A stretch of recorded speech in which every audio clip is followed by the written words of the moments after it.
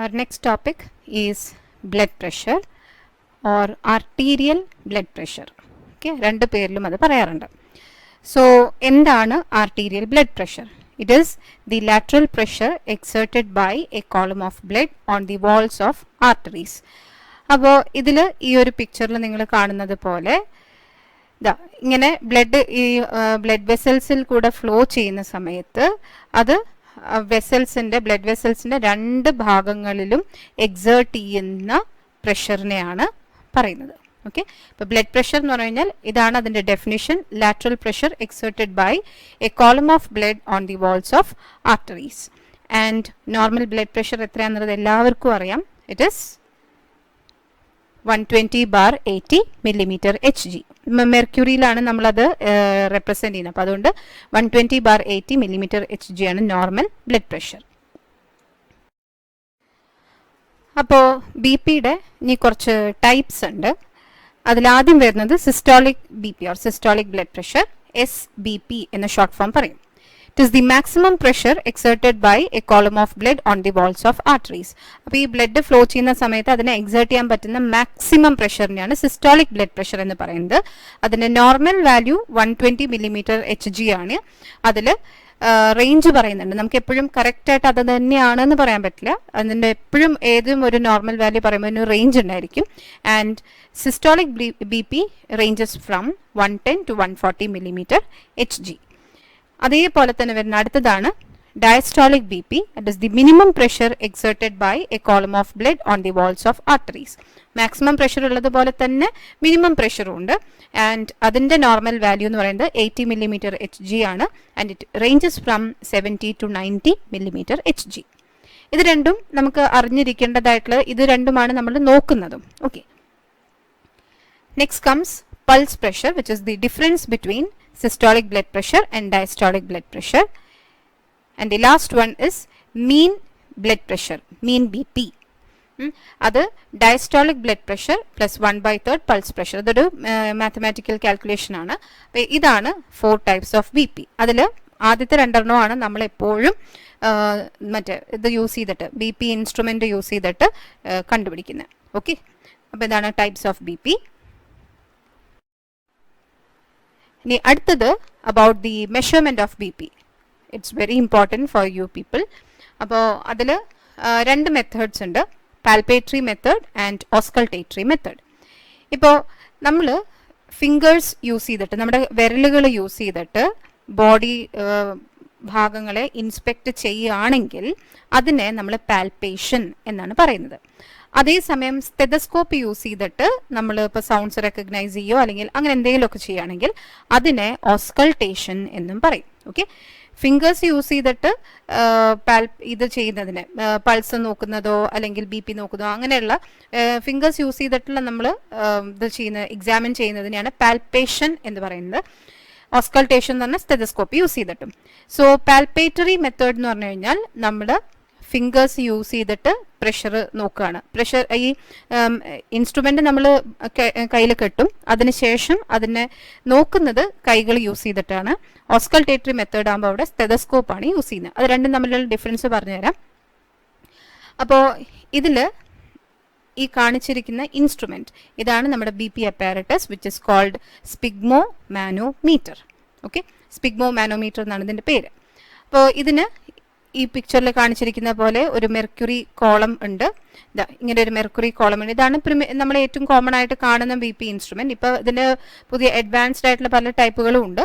എന്താണെങ്കിലും ഇതാണ് അതിൻ്റെ റീഡിങ്സ് നമുക്ക് കിട്ടുന്ന ഏരിയ. മെർക്കുറി മാനോമീറ്റർ എന്ന് പറയും. പിന്നെ ഇത് അതിൻ്റെ ഒരു പ്രഷർ പമ്പാണ്, ആ ഒരു എയർ പോകാനുള്ള ഒരു പമ്പാണ്. അപ്പോൾ ഇതിൽ കൂടിയാണ് മെർക്കുറിനെ എങ്ങനെ റേസ് ചെയ്ത് കൊണ്ടുപോകാനായിട്ട് സഹായിക്കുന്നത്. പിന്നെ ഈ കാണിച്ചിരിക്കുന്നത് ഇത് അതിൻ്റെ ബൾബാണ്, എയർ പമ്പ് അല്ലെങ്കിൽ എയർ ബൾബ് പറയും. ഇത് വെച്ചിട്ടാണ് നമ്മളിങ്ങനെ പ്രസ് ചെയ്തിട്ട് ആ ബി പി റേസ് ചെയ്ത് കൊണ്ടുവരുന്നത്.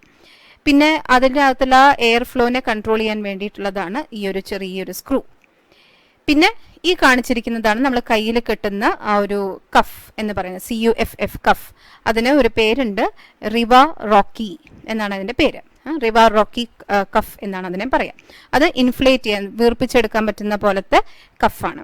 ഓക്കെ, അപ്പോൾ ഇതാണ് ഈ ഒരു ഇൻസ്ട്രുമെൻ്റ്. അപ്പോൾ ഇത് യൂസ് ചെയ്തിട്ടാണ് നമ്മൾ ബി പി മെഷർ ചെയ്യുന്നത്. അപ്പോൾ ഇതിൽ പാൽപേറ്ററി ആണെങ്കിലും ഓസ്കൾട്ടേറ്ററി ആണെങ്കിലും നമ്മൾ ആദ്യം തന്നെ പേഷ്യൻറ്റിനെ സമാധാനമായിട്ട് ഇരുത്തിയതിന് ശേഷം കയ്യിലേക്ക് ഇത് കെട്ടിക്കൊടുക്കുന്നു.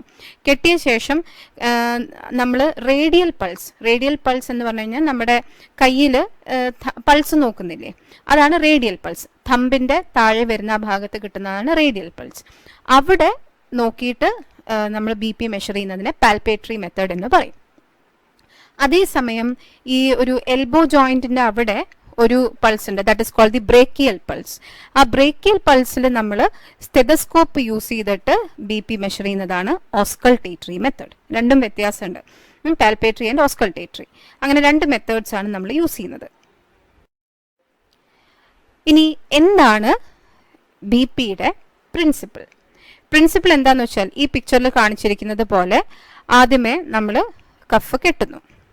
കഫ് കെട്ടിയ ശേഷം ആ എയർ പമ്പ് യൂസ് ചെയ്തിട്ട് പ്രഷർ ഇങ്ങനെ പതുക്കെ റേസ് ചെയ്യുന്നു. റേസ് ചെയ്ത് വരുമ്പോൾ എന്താണ് സംഭവിക്കുന്നതെന്ന് വെച്ചാൽ ഇതിനകത്ത് എയർ കയറുകയാണ്. അപ്പോൾ ഇതിങ്ങനെ നമ്മുടെ കൈകളെ ഇങ്ങനെ കംപ്രസ് ചെയ്യുമ്പോൾ എന്ത് സംഭവിക്കും, ഇതിൽ കൂടെ പാസ് ചെയ്യുന്ന ആ ഒരു ബ്രേക്കിയൽ ആർട്ടറീനെ അത് കംപ്രസ് ചെയ്യുമ്പോൾ എന്താ ഉണ്ടാവുക, അതിൽ കൂടെ ബ്ലഡിന് ഫ്ലോ ചെയ്യാൻ പറ്റില്ല. ബ്ലഡ് ഇതിന്റെ ഏതെങ്കിലും ഒരു ഭാഗത്ത് വെച്ച് അങ്ങോട്ട് സ്റ്റോപ്പ് ആവും. അതായത് സർക്കുലേഷൻ താഴെ ഭാഗത്തേക്ക് ഉണ്ടായിരിക്കില്ല, ഇവിടെ വെച്ച് സ്റ്റോപ്പായ ശേഷം പിന്നെ നമ്മൾ പതുക്കെ അതിൻ്റെ ആ ഒരു പ്രഷർ, അത്രയും പ്രഷറിൽ നമ്മൾ വലുതായിട്ടൊന്നും കയറ്റില്ല, ഒരുവിധം ഒരു 120 എന്നുള്ള റേഞ്ചിൽ നിന്ന് 140 വരെയൊക്കെ നമ്മൾ പ്രഷർ റേസ് ചെയ്ത ശേഷം പതുക്കെ ആ എയർ പമ്പിൻ്റെ ആ സ്ക്രൂ ഇങ്ങനെ റിലീസ് ചെയ്ത് അതിൻ്റെ പ്രഷർ ഇങ്ങനെ ഡിക്രീസ് ചെയ്യിക്കാൻ തുടങ്ങും. അങ്ങനെ ഒരു പെർട്ടിക്കുലർ പോയിന്റ് എത്തുമ്പോൾ, അതായത് ആ ഒരു ബ്ലഡ് വെസലിൻ്റെ മുകളിലുള്ള കംപ്രഷൻ മാറിക്കിട്ടുമ്പോൾ ചെറുതായിട്ട് ബ്ലഡിന് ഫ്ലോ ചെയ്യാനുള്ളൊരു ചെറിയൊരു സ്പേസ് കിട്ടും. അപ്പം അത്രയും നേരം അതിൻ്റെ മുകളിൽ ഇങ്ങനെ ബ്ലഡ് ഇങ്ങനെ പോവാൻ റെഡി ആയിട്ട് നിൽക്കുകയാണ്. പക്ഷെ പോവാനൊരു പാത്ത് കിട്ടാത്തത് കൊണ്ട് അവരവിടെ ഇങ്ങനെ പിടിച്ച് നിൽക്കുകയാണ്.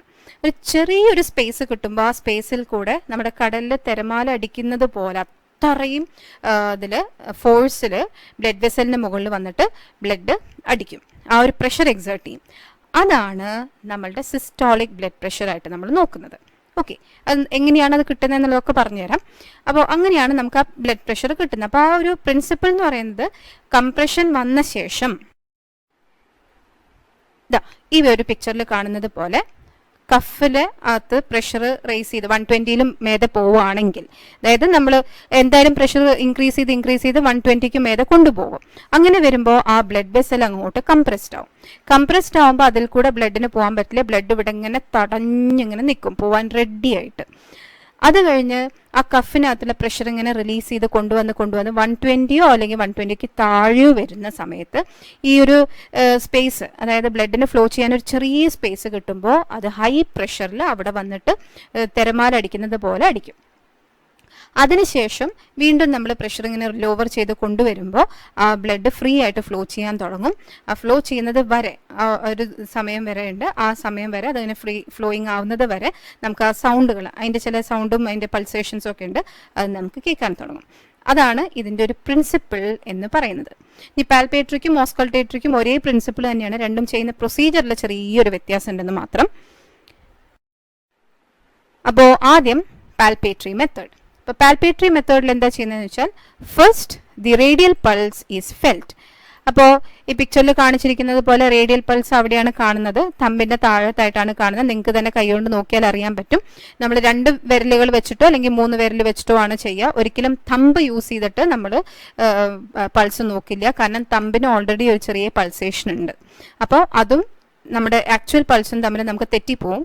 അതുകൊണ്ട് നമ്മൾ തമ്പ് യൂസ് ചെയ്യാറില്ല. ബാക്കി 2 ഫിംഗേഴ്സോ അല്ലെങ്കിൽ 3 ഫിംഗേഴ്സ് യൂസ് ചെയ്തിട്ടാണ് നമ്മൾ ഈ പൾസ് നോക്കുന്നത്. അപ്പോൾ റേഡിയൽ പൾസ് ആദ്യം നമ്മൾ ഫീൽ ചെയ്ത ശേഷം ഈ കഫൊക്കെ കെട്ടിയിട്ട് പതുക്കെ ഈ കഫിനകത്തുള്ള പ്രഷർ ഇങ്ങനെ, അല്ലെങ്കിൽ ആ കഫിനെ ഇങ്ങനെ വികസിപ്പിക്കാൻ തുടങ്ങും, ഇൻഫ്ലേറ്റ് ചെയ്യാൻ തുടങ്ങും. ആ ഇൻഫ്ലേറ്റ് ചെയ്ത് വരുമ്പോൾ എപ്പോഴാണോ ആ പ്രഷർ കൂടിയിട്ട് ആ ഒരു ബ്രേക്കിയൽ ആർട്ടറി കംപ്രസ്ഡ് ആവണത്, ആ സമയത്ത് റേഡിയൽ പൾസ് കംപ്ലീറ്റ് ആയിട്ടും നമുക്ക് കിട്ടില്ല. ഓക്കെ, അതുവരെ പൾസ് കിട്ടിക്കൊണ്ടിരിക്കും. പ്രഷർ ഇങ്ങനെ റേസ് ആയി പോകുന്നതിനനുസരിച്ച് ആ ബ്ലഡ് ഫ്ലോ ഇല്ലാതെ ആവുമ്പോൾ റേഡിയൽ പൾസ് സ്റ്റോപ്പ് ആവും. റേഡിയൽ പൾസ് സ്റ്റോപ്പ് ആയതിനു ശേഷം നമ്മൾ പതുക്കെ വീണ്ടും ഇങ്ങനെ പ്രഷർ ചെറുതായിട്ട് റിലീസ് ചെയ്യാൻ തുടങ്ങും. അതുവരെ പ്രഷർ കയറ്റി കൊടുക്കുകയാണ് ചെയ്യുന്നത്. പിന്നെ പതുക്കെ പതുക്കെ നമ്മൾ പ്രഷർ റിലീസ് ചെയ്യുമ്പോൾ ഒരു പെർട്ടിക്കുലർ പോയിന്റ് എത്തുന്ന സമയത്ത് ആ പൾസ് നമുക്ക് വീണ്ടും കിട്ടും, കയ്യിൽ കിട്ടും, ഡിറ്റക്ട് ചെയ്യും. ആ പോയിന്റ്, ആ പൾസ് എപ്പോഴാണോ നമുക്ക് ഫസ്റ്റ് ടൈം പൾസ് എപ്പോഴാണോ ഫീൽ ചെയ്യുന്നത്, അതാണ് നമ്മുടെ സിസ്റ്റോളിക് ബ്ലഡ് പ്രഷർ ആയിട്ട് നമ്മൾ നോക്കുന്നത്. പിന്നെ ഈ പാൽപേറ്ററി മെത്തേഡിന്റെ ഒരു ഡിസഡ്വാൻറ്റേജ് എന്ന് പറയുന്നത് അതിൽ നമുക്ക് സിസ്റ്റോളിക് ബ്ലഡ് പ്രഷർ മാത്രമേ കിട്ടുള്ളൂ, ഡയസ്റ്റോളിക് ബ്ലഡ് പ്രഷർ കിട്ടില്ല. കാരണം എന്താണെന്ന് വെച്ച് കഴിഞ്ഞാൽ പൾസ് എന്ന് പറയുന്നത് വൺസ് അത് സ്റ്റാർട്ട് ചെയ്ത് കഴിഞ്ഞാൽ പിന്നെ അത് അങ്ങനെ തന്നെ കണ്ടിന്യൂസ് ആയിട്ട് പോയിക്കൊണ്ടിരിക്കും. അതുകൊണ്ട് നമുക്ക് ഡയസ്റ്റോളിക് പ്രഷർ അവിടെ നോക്കാൻ പറ്റില്ല, പൾസ് സ്റ്റോപ്പ് ആവുന്ന ഒരു സമയം നമുക്ക് കിട്ടില്ല. അപ്പോൾ അതുകൊണ്ട് പാൽപേറ്ററി മെത്തേഡ് ഒരു ജസ്റ്റ് നമ്മൾ ചെയ്യും എപ്പോഴും. അതെന്തിനു വേണ്ടിയിട്ടാന്ന് വെച്ചാൽ ആദ്യമായിട്ട് ഒരാൾ BP നോക്കുകയാണെങ്കിൽ അയാളുടെ BP എത്രയാണ് എന്ന് നമുക്ക് കറക്റ്റ് അറിയാൻ വേണ്ടിയിട്ട്, ഒരു ഐഡിയ കിട്ടാൻ വേണ്ടിയിട്ടാണ് നമ്മൾ പാൽപേറ്ററി മെത്തേഡ് യൂസ് ചെയ്യുന്നത്. പക്ഷെ എപ്പോഴും എല്ലാവരും പറയുന്നത് പാൽപേറ്ററി ചെയ്ത് കഴിഞ്ഞിട്ട് മാത്രമേ ഓസ്കൾട്ടേറ്ററി ചെയ്യാൻ പാടുള്ളൂ എന്നാണ്. Okay, then next is the auscultatory method. Auscultatory മെത്തേഡിലും ആദ്യം ചെയ്യുന്ന കാര്യങ്ങളെല്ലാം സെയിം തന്നെയാണ്, ഒരു വ്യത്യാസവും. അവിടെ വരുന്ന ഒരേ ഒരു ചേഞ്ച് എന്ന് പറയുന്നത് നമ്മൾ ബ്രേക്കിയൽ ആർട്ടറി ആണ് നമ്മൾ നോക്കുന്നത്. ഇത് ഈ ഒരു എന്താ പറയാ, ബ്രേക്കിയൽ ആർട്ടറി എന്ന് പറഞ്ഞു കഴിഞ്ഞാൽ നമ്മുടെ എൽബോന്റെ ജോയിന്റിന്റെ അവിടെയാണ് ഈ ബ്രേക്കിയൽ ആർട്ടറി വരുന്നത്. അപ്പോൾ അവിടെ നമ്മൾ ഈ സ്റ്റെതസ്കോപ്പ് കൊണ്ട് അല്ലെങ്കിൽ സ്റ്റെതസ്കോപ്പിന്റെ ഡയഫ്രം കൊണ്ട് വെച്ച് നോക്കുമ്പോൾ ചെറുതായിട്ട് ചിലപ്പോൾ നമുക്ക് ഇങ്ങനെ സൗണ്ട് കേൾക്കാൻ തുടങ്ങും. അതിനുശേഷം വീണ്ടും നമ്മൾ പ്രഷർ ഇങ്ങനെ ആ കഫിനകത്ത് റേസ് ചെയ്ത് ആ കഫ് ഇൻഫ്ലേറ്റ് ചെയ്ത് കഴിഞ്ഞതിന് ശേഷം നമുക്ക് ആ സൗണ്ട് പിന്നെ കിട്ടില്ല. അപ്പോൾ ഏകദേശം ഒരു 120-140 റേഞ്ച് വരെ നമ്മൾ പ്രഷർ റേസ് ചെയ്യുന്നു. അതിനുശേഷം വീണ്ടും പതുക്കെ പ്രഷർ ലോവർ ചെയ്യാൻ തുടങ്ങും. ലോവർ ചെയ്ത് വരുമ്പോൾ ഒരു പെർട്ടിക്കുലർ പോയിന്റ് എത്തുന്ന സമയത്ത് ശരിക്കും ഹാർട്ട് ബീറ്റ് ചെയ്യുന്നത് പോലെ ഒരു സൗണ്ട് നമുക്ക് കേൾക്കാൻ തുടങ്ങും. ആ സൗണ്ടിനെ പറയുന്ന പേരാണ് കൊറോക്കോഫ് സൗണ്ട്, KOROTKOFF, കൊറോക്കോഫ് സൗണ്ട്. അപ്പോൾ ഫസ്റ്റ് നമ്മൾ ആ കൊറോക്കോഫ് സൗണ്ട് കേൾക്കുന്നത് എപ്പോഴാണോ അതാണ് സിസ്റ്റോളിക് ബ്ലഡ് പ്രഷർ ആയിട്ട് നമ്മൾ എടുക്കുന്നത്. അതിനുശേഷം നമ്മൾ അവിടെ വെച്ച് സ്റ്റോപ്പ് ചെയ്യുന്നില്ല, വീണ്ടും ഇത് റിലീസ് ചെയ്തുകൊണ്ടേയിരിക്കുകയാണ്, ലോവർ ചെയ്തുകൊണ്ടേയിരിക്കുകയാണ്. അപ്പോൾ അതിനനുസരിച്ച് ഈ സൗണ്ട് ഇങ്ങനെ നല്ല ലൗഡായിട്ട് നമുക്ക് കേൾക്കാൻ തുടങ്ങും. അങ്ങനെ ഒരു പെർട്ടിക്കുലർ പോയിന്റ് എത്തുന്ന സമയത്ത് ആ പ്രഷർ അല്ലെങ്കിൽ ആ ഒരു സൗണ്ട് കംപ്ലീറ്റ് ആയിട്ടും സ്റ്റോപ്പ് ആവും. സ്റ്റോപ്പ് ആവുന്നത് ഏത് പോയിന്റ് ആണോ ആ പോയിന്റ് ആണ് ഡയസ്റ്റോളിക് പ്രഷർ എന്നും പറയുന്നത്. ഇങ്ങനെയാണ് ഓസ്കൾട്ടേറ്ററി മെത്തേഡും പാൽപേറ്ററി മെത്തേഡും. അപ്പോൾ ഈ പിക്ചറിൽ കാണിച്ചിരിക്കുന്നത് പോലെയാണ് നമ്മൾ ഓസ്കൾട്ടേറ്ററി മെത്തേഡിൽ. ഇതാണ് ബ്രേക്കിയൽ ആർട്ടറി, നമ്മുടെ കൈയിൻ്റെ അതിൽ കൂടെ വരുന്ന മെയിൻ ആർട്ടറി. ഓക്കെ, അപ്പോൾ ഈ ബ്രേക്കിയൽ ആർട്ടറി ഇങ്ങനെ വന്ന ശേഷം നമ്മുടെ എൽബോ ജോയിന്റിന്റെ അവിടെ എത്തുമ്പോൾ അത് രണ്ടായിട്ട് ഡിവൈഡ് ചെയ്യും. ആ രണ്ടായിട്ട് ഡിവൈഡ് ചെയ്യുന്നത് ഒരെണ്ണം റേഡിയൽ ആർട്ടറി ആയിട്ട് വരും. ഈ റേഡിയൽ ആർട്ടറിയുടെ ബേസിലാണ് നമുക്ക് ഇവിടെ ആയിട്ടാണ് ആ റേഡിയൽ പൾസ് ഫീൽ ചെയ്യുന്നത്. പിന്നെ വരുന്ന മറ്റൊന്ന് അൾനാർ ആർട്ടറി, അത് നമുക്ക് അതിന്റെ പൾസ് അങ്ങനെ ക്ലിയർ ആയിട്ട് കിട്ടില്ല, റേഡിയലിൻ്റെയാണ് നമുക്ക് കിട്ടാറ്. പിന്നെ ഈ രണ്ടെണ്ണത്തിൻ്റെ ആ ഒരു സെപ്പറേഷൻ വരുന്നതിന് തൊട്ട് മുന്നുള്ള ആ പോയിന്റിലാണ് നമ്മൾ സ്റ്റെതസ്കോപ്പ് വെച്ചിട്ട് എന്താ പറയുക ഓസ്കൾട്ടേറ്ററി മെത്തേഡിൽ ഈ പ്രഷറിനെ നമ്മൾ ഡിറ്റക്ട് ചെയ്യുന്നത്. ഓക്കെ, എന്താ അപ്പോൾ ഇവിടെ ആദ്യം നമ്മൾ ആ പ്രഷർ നല്ലപോലെ റേസ് ചെയ്യുന്ന സമയത്ത് എന്താണ്, ആ ബ്ലഡ് വെസൽ അങ്ങോട്ട് കൺസ്ട്രിക്റ്റഡ് ആയി പോയി. അപ്പോൾ അതുകൊണ്ട് അവിടെ ഇത് വെച്ചിട്ടുണ്ട്, സ്റ്റെത്ത് വെച്ചിട്ടുണ്ട്. അപ്പോൾ ഈ ബ്ലഡ് വെസൽ അവിടെ കൺസ്ട്രിക്റ്റഡ് ആയി പോയത് കൊണ്ട് അതിൽ കൂടെ ബ്ലഡ് ഫ്ലോ ചെയ്യില്ല. അപ്പോൾ നമുക്ക് നോ സൗണ്ട് ഇസ് ഹേർഡ്, ഒരു സൗണ്ട് നമ്മൾ കേൾക്കില്ല. അതിനുശേഷം ആ പ്രഷർ ചെറുതായിട്ട് ലോവർ ചെയ്യാൻ തുടങ്ങുമ്പോൾ ബ്ലഡ് അതിന് ഫ്ലോ ചെയ്യാൻ പറ്റുന്ന ഒരു സ്പേസ് കിട്ടിക്കഴിഞ്ഞാൽ സൗണ്ട് കേൾക്കാൻ തുടങ്ങും. അതാണ് കൊറോക്കോഫ് സൗണ്ട് എന്ന് പറയുന്നത്. പിന്നെ ലോവർ ചെയ്യുന്നതിനനുസരിച്ച് സൗണ്ടിന്റെ ആ ഒരു ഇന്റൻസിറ്റി കൂടി വന്ന് ഒരു പെർട്ടിക്കുലർ പോയിന്റ് എത്തുമ്പോൾ സൗണ്ട് കംപ്ലീറ്റ് ആയിട്ടും ഡിസപ്പിയർ ചെയ്യുന്ന പോയിന്റ് ഏതാണോ അതാണ് നമ്മുടെ ഡയസ്റ്റോളിക് പ്രഷർ. അപ്പം ഇങ്ങനെയാണ് ഓസ്കൾട്ടേറ്ററി മെത്തേഡിൽ കൂടെ സിസ്റ്റോളിക് ആൻഡ് ഡയസ്റ്റോളിക് പ്രഷർ കിട്ടുന്നത്. പാൽപേറ്ററി മെത്തേഡിൽ കൂടെ നമുക്ക് സിസ്റ്റോളിക് മാത്രമേ കിട്ടുള്ളൂ. പക്ഷേ it is advisable that we do palpatory method first and auscultatory method later. അതെന്തുകൊണ്ടാന്ന് വെച്ച് കഴിഞ്ഞാൽ ആദ്യമായിട്ട് വരുന്ന ഒരു പേഷ്യൻ്റ് ആകുമ്പോൾ അവരുടെ BP ഉണ്ടോ ഇല്ലയോ എന്ന് നമുക്ക് അറിയില്ല. അപ്പോൾ അതൊന്ന് ജസ്റ്റ് ഐഡിയ കിട്ടാൻ വേണ്ടിയിട്ടാണ് പാൽപേറ്ററി ചെയ്യുന്നത്. ആ ഒരു ഐഡിയ കിട്ടി ഏകദേശം അവരുടെ സിസ്റ്റോളിക് ബ്ലഡ് പ്രഷർ എത്രയാണെന്ന് അറിഞ്ഞു കഴിഞ്ഞാൽ അത് വെച്ച് നമുക്ക് ഓസ്കൾട്ടേറ്ററി മെത്തേഡ് ചെയ്യാം. Okay, then next is about the variations in B P. എപ്പോഴൊക്കെയാണ് വേരിയേഷൻസ് വരുന്നത്? വേരിയേഷൻസ് ഈ പറഞ്ഞ പോലെ രണ്ട് കണ്ടീഷൻസിലും വരാം. ഫിസിയോളജിക്കൽ വേരിയേഷൻസും വരാം, പെത്തോളജിക്കൽ വേരിയേഷൻസും വരാം. അപ്പോൾ ഫിസിയോളജിക്കൽ വേരിയേഷൻസ് എന്ന് പറയുമ്പോൾ അവിടെ ഏജ് കൂടുന്നതിനനുസരിച്ച്, പ്രായം കൂടുന്നതിനനുസരിച്ച് ബി പിയിൽ വേരിയേഷൻസ് വന്ന് അത് ഇൻക്രീസ് ചെയ്ത് വരും. Gender till menopause it is decreased in females. സ്ത്രീകളിൽ പൊതുവെ കുറവായിരിക്കും. Then after meals it slightly increases. കാരണം ഭക്ഷണത്തിന് ശേഷം കൂടുതൽ ഓക്സിജൻ ഒക്കെ ആവശ്യമുള്ളതുകൊണ്ട് ബ്ലഡ് കുറച്ച് കൂടുതൽ സപ്ലൈ ചെയ്യേണ്ടി വരും.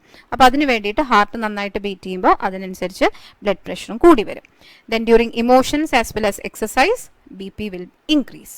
ഓക്കെ, അതാണ് ഫിസിയോളജിക്കൽ വേരിയേഷൻസ് എന്ന് പറയുന്നത്. And next is the pathological variations. അപ്പോൾ അതിൽ ഏറ്റവും കോമൺ ആയിട്ട് എല്ലാവർക്കും അറിയുന്നതാണ് ഹൈപ്പർ ടെൻഷൻ എന്ന് പറയുന്ന കണ്ടീഷൻ. ഹൈപ്പർ ടെൻഷൻ എന്ന് പറഞ്ഞാൽ it is the sustained increase in systemic arterial blood pressure. Okay, B P കൂടി നിൽക്കുന്ന കണ്ടീഷനെയാണ് ഹൈപ്പർ ടെൻഷൻ എന്ന് പറയുന്നത്. അവിടെ S B P systolic blood pressure 140 മില്ലിമീറ്ററിന് മേലെയും ഡയസ്റ്റോളിക് ബ്ലഡ് പ്രഷർ 90 മില്ലിമീറ്ററിന് മേലെയും ആകുമ്പോഴാണ് നമ്മളത് ഹൈപ്പർ ടെൻഷൻ ആണ് എന്ന് പറയുന്നത്. ഇപ്പോൾ ഒരു ഇൻഡിവിജ്വലിന് ഒരു പേഷ്യൻ്റ് വന്നു, ആ പേഷ്യൻ്റെ ബി പി 150/90 ആണെങ്കിൽ നമുക്ക് അദ്ദേഹം ഒരു ബി പി പേഷ്യൻ്റ് ആണ് എന്ന് ഉറപ്പിച്ചു പറയാൻ പറ്റില്ല. കാരണം ഈ സിസ്റ്റോളിക് ബ്ലഡ് പ്രഷർ എന്ന് പറഞ്ഞു കഴിഞ്ഞാൽ ചെറിയൊരു ചേഞ്ച് വന്നാൽ പെട്ടെന്ന് ചേഞ്ച് ആവുന്ന ഒരു കാര്യമാണ്. അതായത് നമ്മൾ കുറച്ച് സ്പീഡിൽ ഓടി അല്ലെങ്കിൽ കുറച്ച് സ്റ്റെപ്പുകൾ കയറി വന്നതിന് ശേഷം ബി പി നോക്കുകയാണെങ്കിൽ ഹാർട്ട് നന്നായിട്ട് ബീറ്റ് ചെയ്യും. അപ്പോൾ ഉറപ്പായിട്ടും സിസ്റ്റോളിക് ബ്ലഡ് പ്രഷർ നല്ല കൂടുതലായിരിക്കും. പക്ഷേ ഡയസ്റ്റോളിക് ബ്ലഡ് പ്രഷർ അത്ര പെട്ടെന്ന് ചേഞ്ച് ആവുന്ന ഒരു സാധനം അല്ല. അതുകൊണ്ട് തന്നെ സിസ്റ്റോളിക് ബി പിനേക്കാളും ഡയസ്റ്റോളിക് ബി പി കൂടി നിൽക്കുമ്പോഴാണ് നമ്മൾ ആ പേഷ്യൻ്റ് ശരിക്കും ഹൈപ്പർ ടെൻഷൻ ഉള്ള പേഷ്യൻ്റ് ആണ് എന്ന് പറയുന്നത്. ഓക്കെ, ഇനി ഹൈപ്പർ ടെൻഷൻ രണ്ട് ടൈപ്പ് ഉണ്ട്. Primary or essential hyper tension and secondary hyper tension.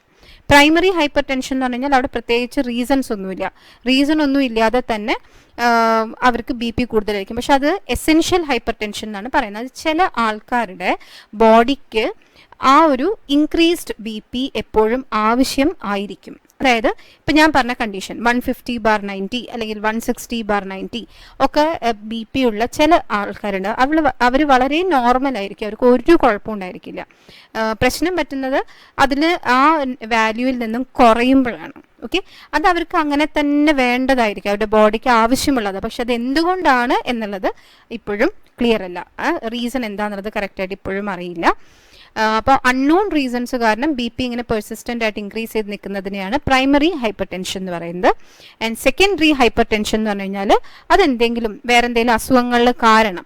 Okay, for example diabetic പേഷ്യൻസിൽ എല്ലാവർക്കും, ഒട്ടുമിക്ക പേഷ്യൻസിനും ഈ ബി പിയും കൂടിയും കാണും. അപ്പോൾ അവിടുത്തെ മെയിൻ റീസൺ എന്ന് പറയുന്നത് ഡയബറ്റിസ് ആണ്. അതിൻ്റെ കൂടെ വരുന്ന ആളാണ് ബി പി. അപ്പോൾ അത്തരത്തിലുള്ള എന്തെങ്കിലും ഒരു പെർട്ടിക്കുലർ റീസൺ കൊണ്ട് ബി പി ഉണ്ടാവുകയാണെങ്കിൽ അതിനെയാണ് സെക്കൻഡറി ഹൈപ്പർ ടെൻഷൻ എന്ന് പറയുന്നത്. അപ്പോൾ ഇതാണ് ഹൈപ്പർ ടെൻഷൻ്റെ കണ്ടീഷൻ. ഇതിൻ്റെ നേരെ ഓപ്പോസിറ്റ് ആണ് ഹൈപ്പോ ടെൻഷൻ എന്ന് പറയുന്നത്, which is decrease in systemic arterial blood pressure. അതിൽ എസ് ബി പി എന്ന് പറയുന്നത് 100 മില്ലിമീറ്ററിന് താഴെയും D B P diastolic blood pressure എന്ന് പറയുന്നത് 60 മില്ലിമീറ്ററിന് താഴെയും വരുമ്പോഴാണ് ഹൈപ്പോ ടെൻഷൻ ആണ് എന്ന് പറയുന്നത്. അപ്പോൾ ഈ ഹൈപ്പോ ടെൻഷൻ ആണ് എപ്പോഴും ഹൈപ്പറിനേക്കാളും പ്രശ്നം ആയിട്ടുള്ള സാധനം. കാരണം ബി പി കൂടിയത് നമുക്ക് എങ്ങനെയെങ്കിലുമൊക്കെ കുറച്ച് കൊണ്ടുവരാൻ പറ്റും, പക്ഷെ കുറഞ്ഞ സാധനത്തിനെ കൂട്ടിക്കൊണ്ടുവരാൻ കുറച്ച് നല്ല ബുദ്ധിമുട്ടാണ്. അപ്പോൾ അതുകൊണ്ട് ഹൈപ്പോ ടെൻഷനാണ് കുറച്ച് പ്രോബ്ലം ആയിട്ടുള്ള കാര്യം compare to hypertension. And main complications of high blood pressure. അപ്പോൾ ബ്രെയിനിനെ എഫക്റ്റ് ചെയ്യും. അപ്പോൾ ബ്രെയിനിൽ വരുന്നത് സ്ട്രോക്ക് വരും. അതേപോലെ തന്നെ ഹൈപ്പർ ടെൻസീവ് എൻസെഫലോപ്പതി, അതായത് ഹൈപ്പർ ടെൻഷൻ ഈ ഒരു ബി പി കൂടുതൽ കാരണം ബ്രെയിന് വലുതാവുന്ന കണ്ടീഷൻ. ഓക്കെ, അതിങ്ങനെ എന്താ പറയുക, നല്ല പോലെ ഒരു സൈസ് ഇൻക്രീസ് ചെയ്യുന്ന പോലെയും അതേപോലെ തന്നെ ബുദ്ധിമുട്ടുകൾ പലതരത്തിലുള്ള ബുദ്ധിമുട്ടുകൾ വരിക ഉണ്ടാവുക. എന്താ പറയുക, കൺവെൽഷൻ എന്ന് പറഞ്ഞാൽ ഇത് ഫിറ്റ്സ് പോലെ വരിക, അപസ്മാരം പോലെ, തലവേദന ഉണ്ടാവുക, കൺഫ്യൂഷൻ, അതേപോലെ തന്നെ കോൺസെൻട്രേഷൻ ഇല്ലായ്മ, അങ്ങനത്തെയൊക്കെ പ്രശ്നങ്ങളൊക്കെ വരാം ബ്രെയിനിനെ എഫക്റ്റ് ചെയ്യുമ്പോൾ. പിന്നെ അതേപോലെ തന്നെ കണ്ണിനെ എഫക്റ്റ് ചെയ്യുന്ന സമയത്ത് ഹൈപ്പർ ടെൻസീവ് റെറ്റിനോപ്പതി, കണ്ണിന് കാഴ്ചയ്ക്ക് ബുദ്ധിമുട്ടുകൾ വരിക, റെറ്റിനയ്ക്ക് പ്രശ്നങ്ങൾ വരിക, അതൊക്കെയുള്ളത്. ഹാർട്ടിനാണെങ്കിൽ ഹാർട്ട് അറ്റാക്ക് ആണ് മെയിൻ പ്രശ്നം. പിന്നെ അതേപോലെ തന്നെ ഹാർട്ട് ഫെയിലിയർ വരാം. ബ്ലഡിലാണെങ്കിൽ എലിവേറ്റഡ് ബ്ലഡ് ഷുഗർ ലെവൽസ് വരാം. കിഡ്നി ആണെങ്കിൽ കിഡ്നിക്ക് ഡാമേജ് ഉണ്ട്, കിഡ്നി ഫെയിലിയർ ഒക്കെ ഉണ്ടാവാം. ഇതൊക്കെയാണ് ഹൈ ബ്ലഡ് പ്രഷർ ആകുമ്പോൾ, ഹൈപ്പർ ടെൻഷൻ ആകുമ്പോൾ ഉണ്ടാവുന്ന അതിൻ്റെ കോംപ്ലിക്കേഷൻസ്.